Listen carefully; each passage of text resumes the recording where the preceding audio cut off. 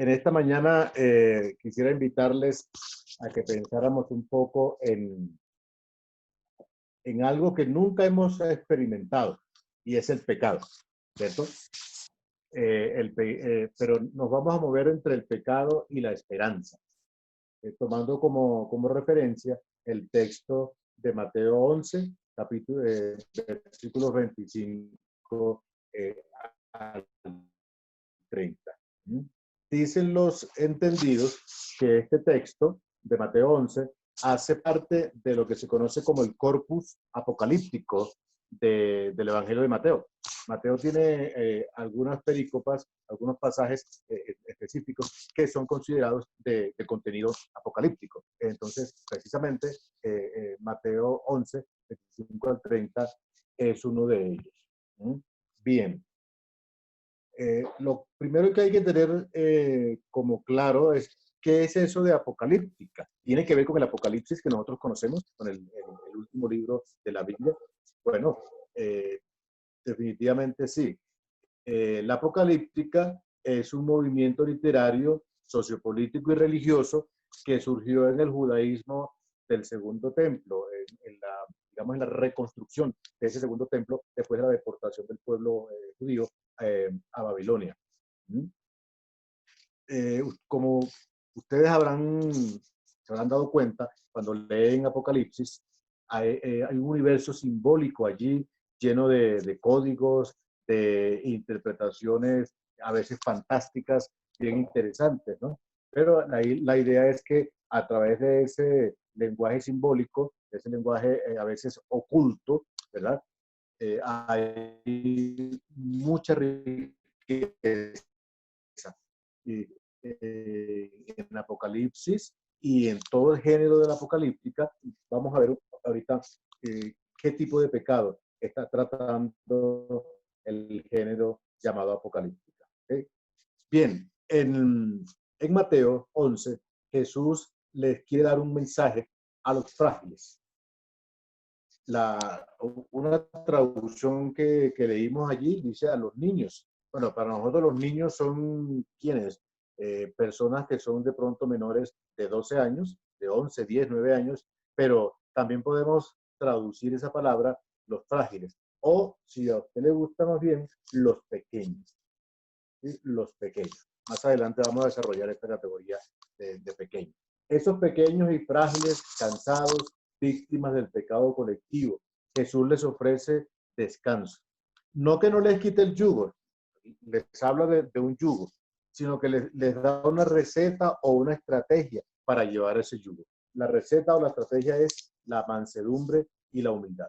Para llevar el yugo de Jesús hay que ser mansos y humildes. Si no llevamos ese yugo con mansedumbre y con humildad, va a ser más de lo que realmente pudiera ser.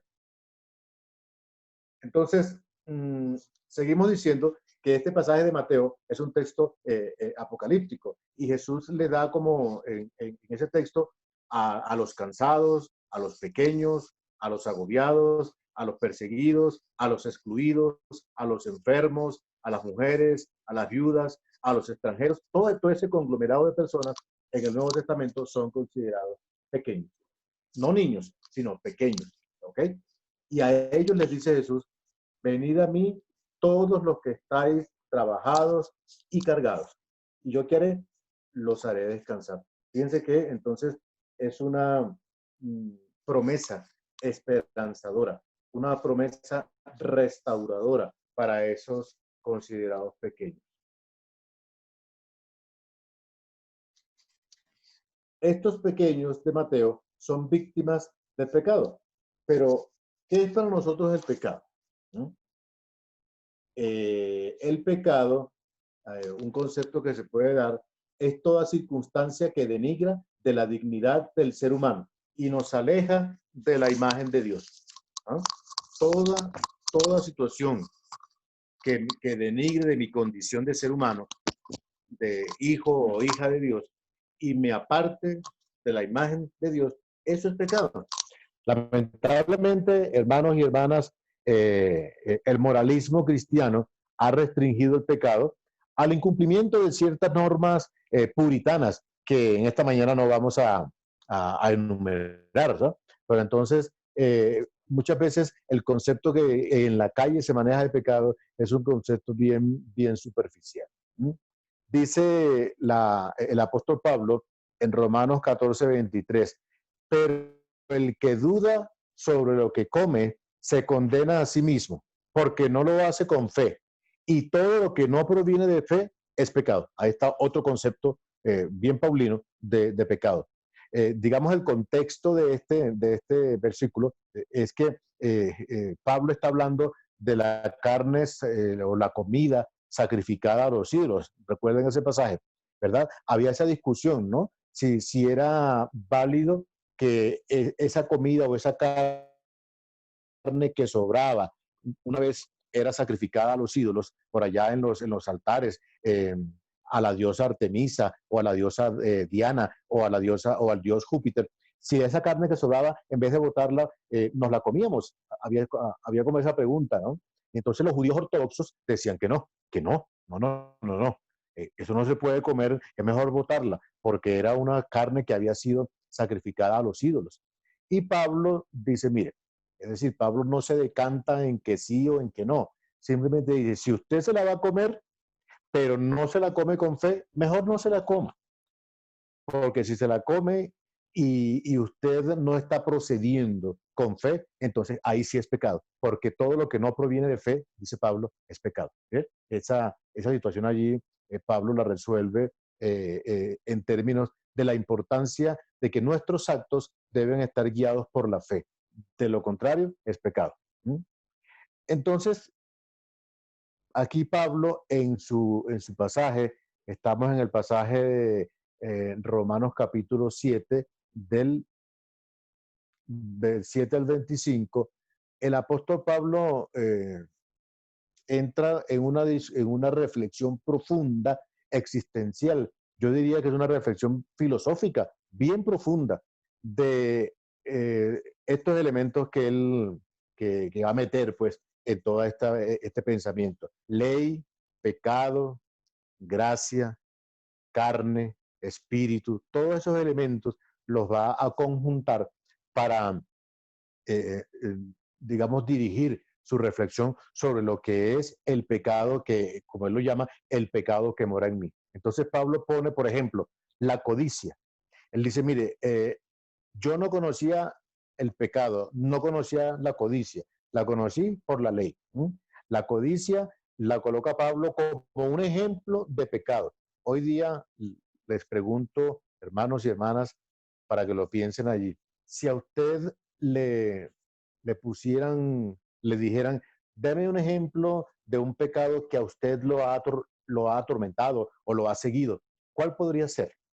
El ejemplo que puso Pablo fue la codicia. No sabemos por qué, porque no lo desarrolla, digamos, pero coloca eso como ejemplo. Para Pablo, el pecado produce muerte. Pues frente a él, frente al pecado, todos somos débiles o, como llama él, carnales, allá en el versículo 14.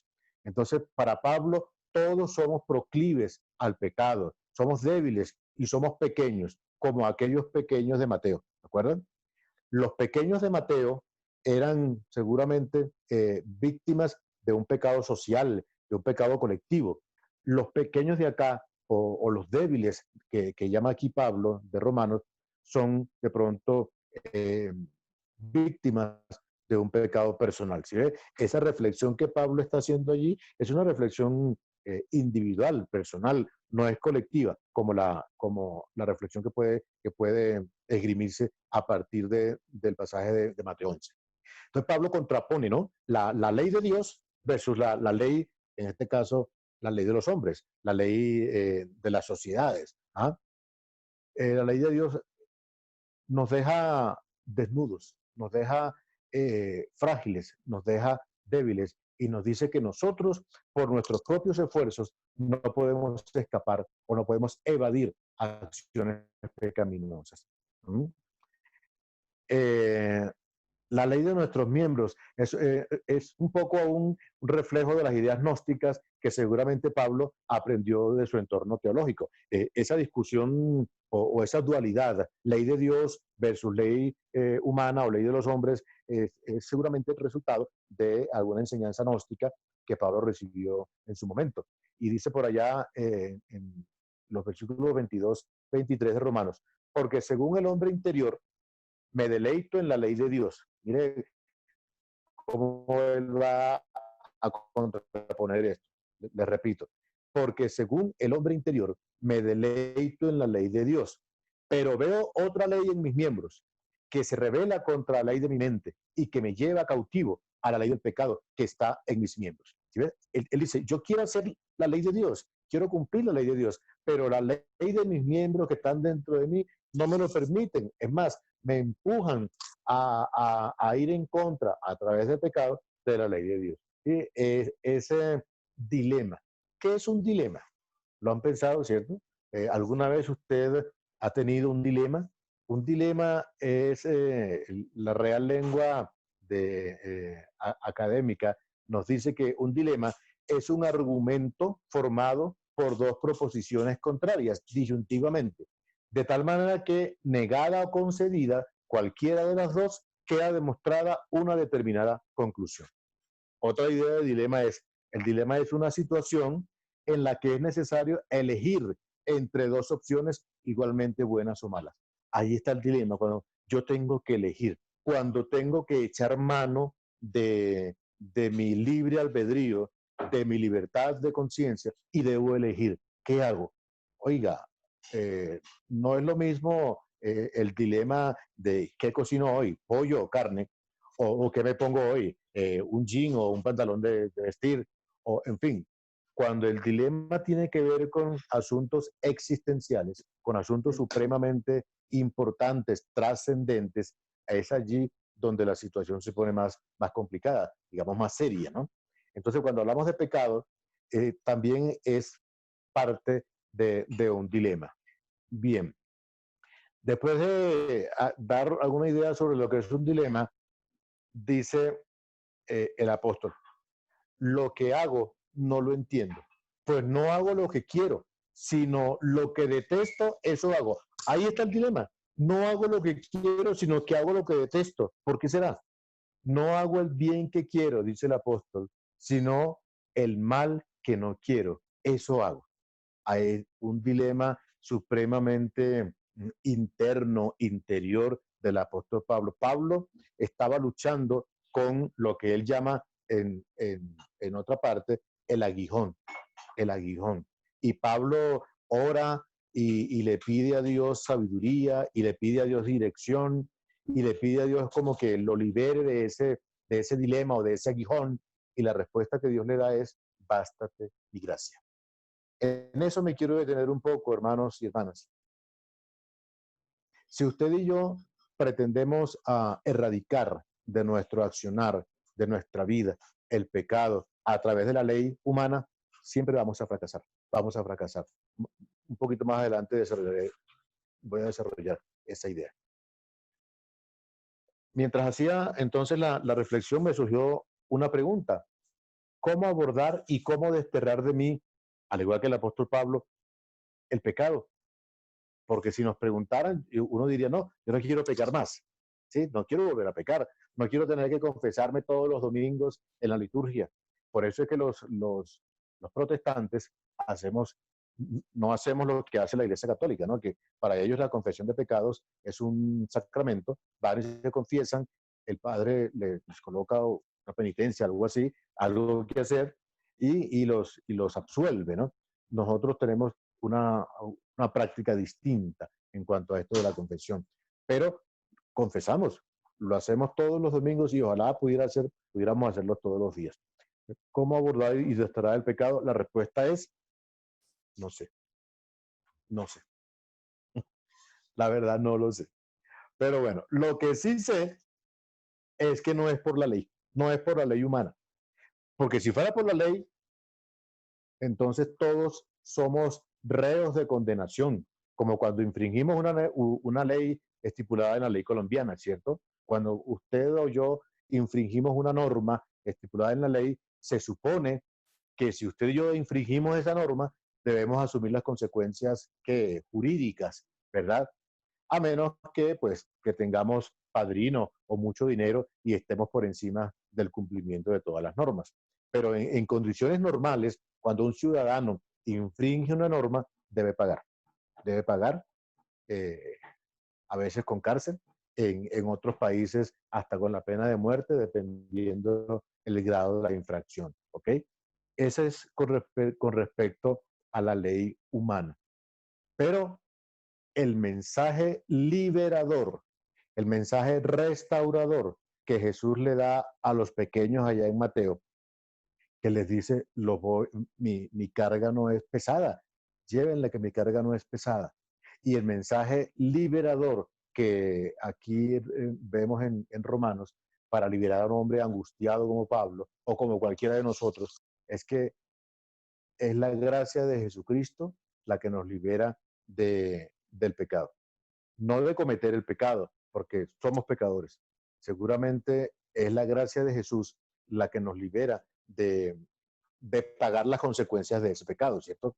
Entonces, así como Jesús da palabra de esperanza a los pequeños de Mateo 11, el apóstol nos enseña que a pesar de que estamos rodeados de un cuerpo mortal, como él lo llama, cuerpo de muerte, lleno de enfermedades, de limitaciones, dirían los viejitos, de achaques, de tormentos, de dolores, que la pastilla por aquí, que el ejercicio por acá, que la dieta por más allá.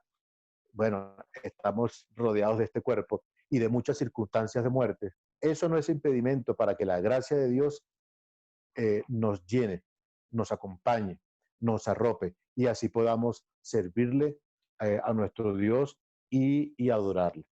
Ante esta realidad, pudiéramos incluir o recordar completamente ese texto que ya les mencioné. Cuando Pablo todavía en ese dilema, ¿verdad?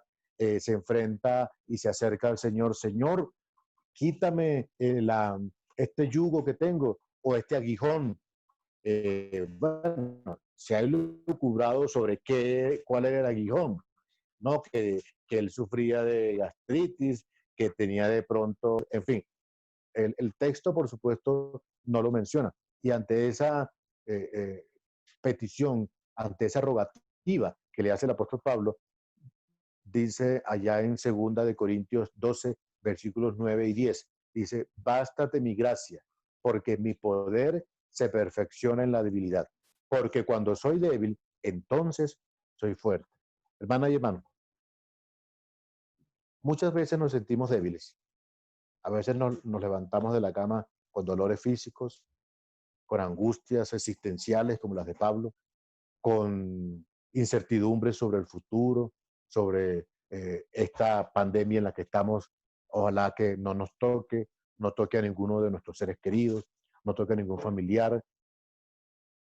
Pero ante esa debilidad, ante esa fragilidad que tenemos a nivel espiritual y corporal, hay este versículo, que nos llenemos, que la gracia de Dios nos baste, porque su poder se perfecciona en nuestra debilidad.